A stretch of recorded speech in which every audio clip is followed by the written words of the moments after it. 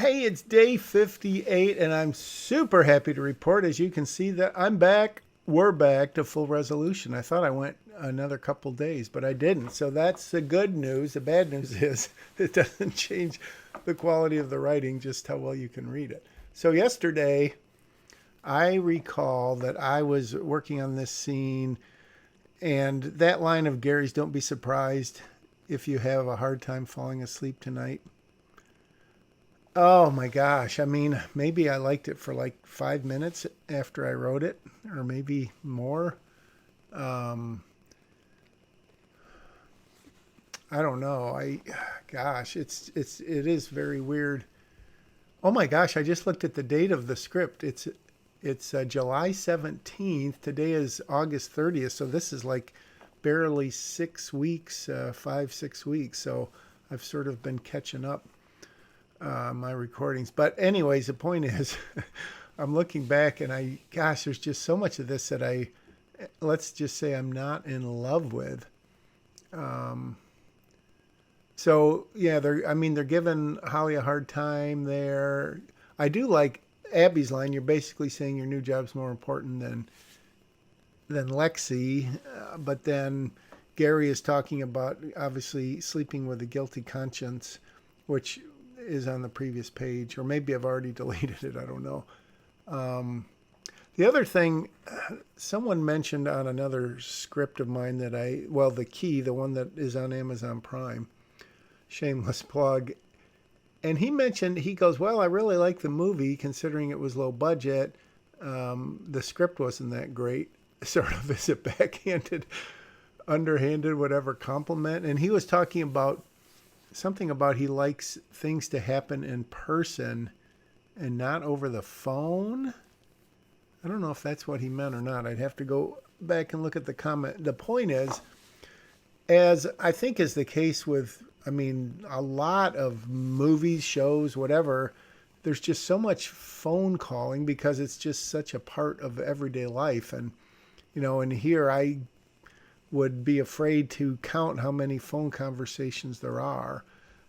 Certainly, like, there's the FaceTime one, which I don't know what does that count as.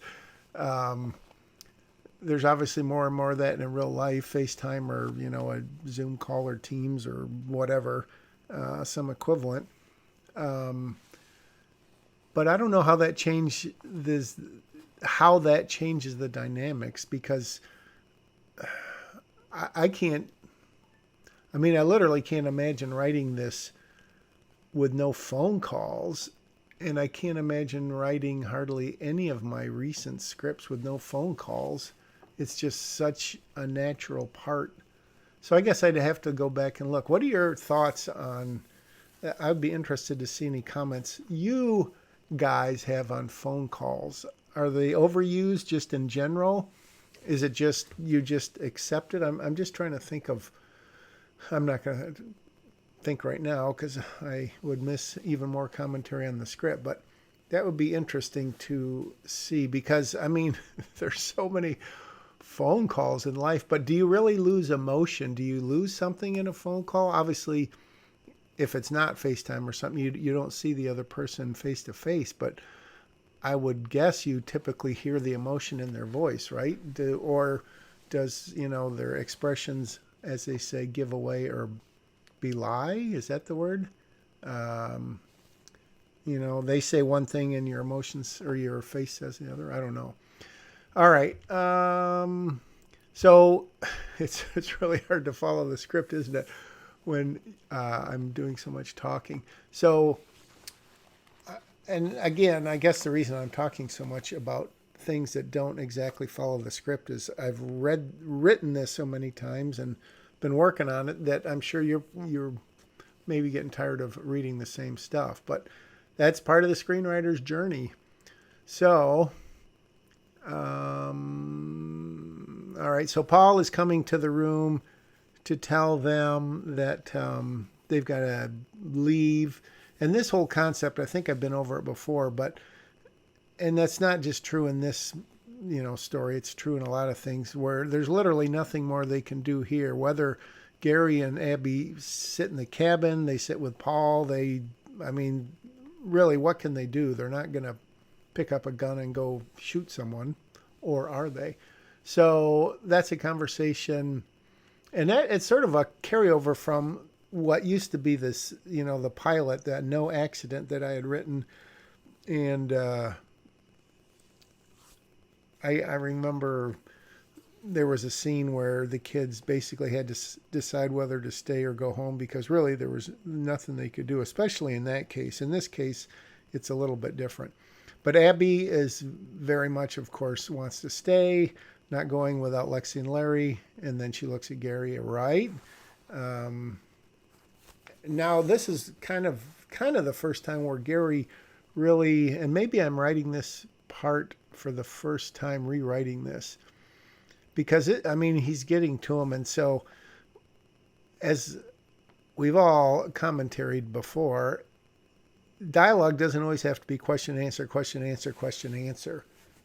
It can just break off. So Gary, he doesn't, when Abby says, Gary, don't even think about leaving, he doesn't say, I've only not thought about it, I'm going to.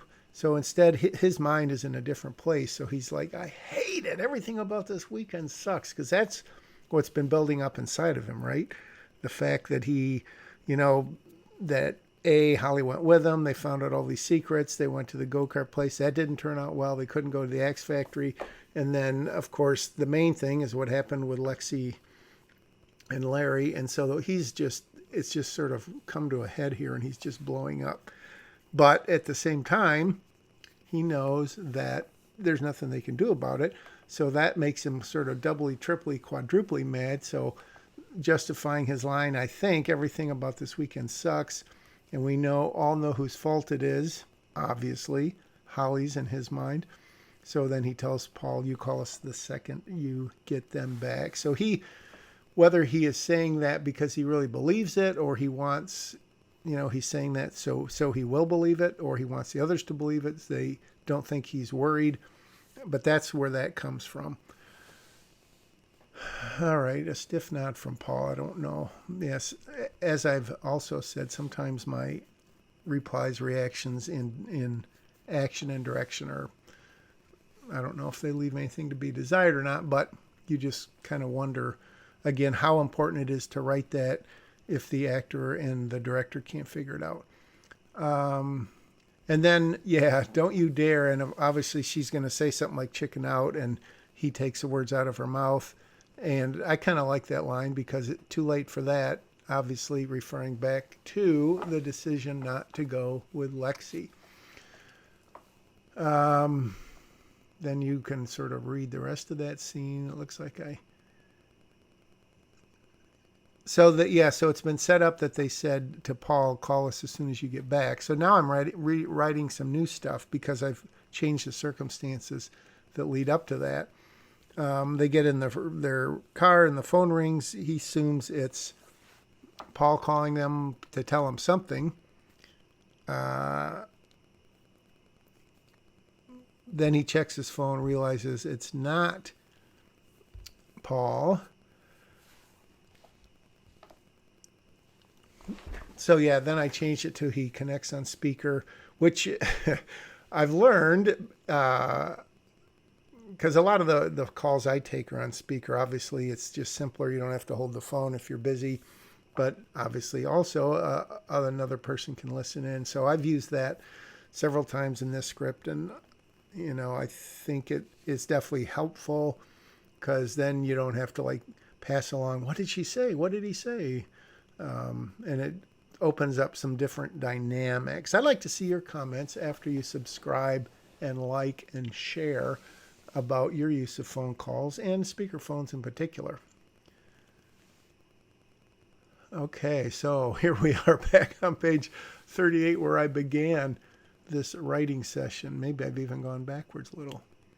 I must be thinking because I'm not writing.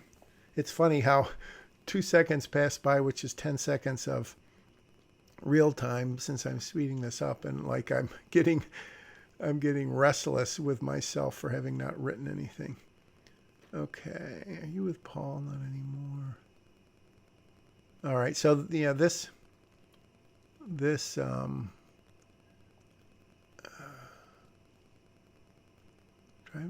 So Holly's telling them to come pick her up. And again, this is interesting. I'm having to remember what I'm writing, what the logic of all this is, because maybe it's changed since then. I'm not saying it has, but anything's possible. It's a lot more convincing. Oh, yeah. So, this was kind of a good idea where Gary said it'd be a lot more convincing saying it face to face. And then Holly says, I've got some convincing to do. So, I wrote that and I was like, oh, how clever am I that I've paid off this little bookend scene. And I had talked about that idea of parentheses, like in math, where you have to match your parentheses.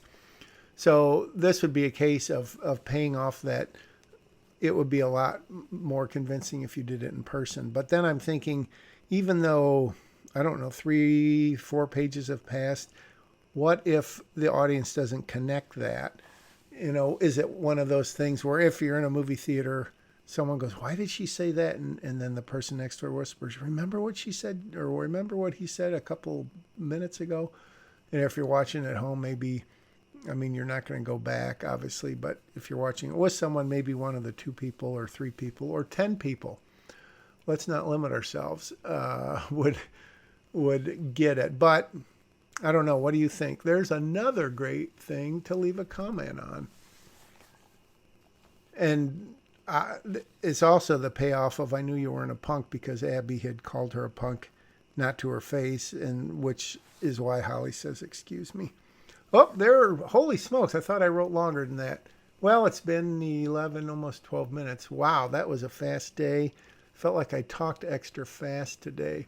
Well, I'm super happy for you mostly that we're back to a good resolution. I don't think I've made that mistake again. I sure hope not. It is a lot more fun when you can actually read the script while I talk instead of having to kind of squint just right. So, day 58 in the books. I got a few new scenes in, not just tweaking, but actually writing.